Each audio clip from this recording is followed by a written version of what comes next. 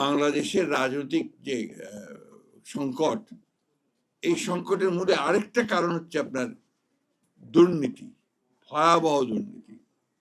বাংলাদেশে এই যে সংসদ সদস্যদের তাদের যে ক্ষমতা আমাদের বরাবর হয়ে এসছে, সব যে দলই হোক, সেই ক্ষমতা আপনার একেবারে অমনিপোটেন্ট, সব কিছুর ওপরে।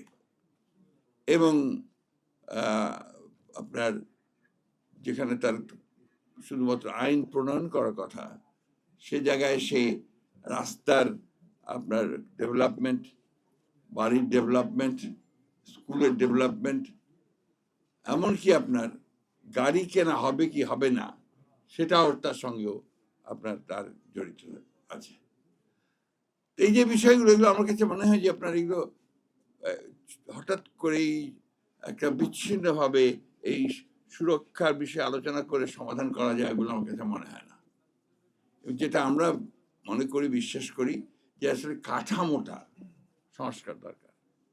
যে কথা আমাদের সাকি সাহেব বলেছেন, আমাদের ববি হাদ্দাদ সাহেবও বলেছেন, এটা আমি মনে প্রাণে বিশ্বাস করি যে আমাকে আগে আমার কাঠামোটাকে বদলাতে হবে এবং সেই কাঠামোতে আমাদের এই বিষয়গুলোকে অত্যন্ত মানে গুরুত্বের সঙ্গে বিবেচনা করতে হবে।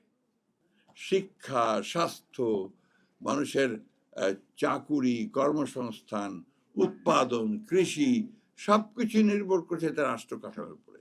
সবকিছু নির্ভর করছে যে কাদেরকে জনগণ নির্বাচিত করছে। সবকিছু নির্ভর করছে যে যারা নির্বাচিত হয়ে ক্ষমতায় যাচ্ছে তারা কিভাবে সেই দেশটাকে পরিচালনা করছে। আওয়ামী লীগকে তো ভোট দিয়েছিল, তাই না? একেবারে প্রথমে 2008 সালে ভোটই তো দিয়েছিল।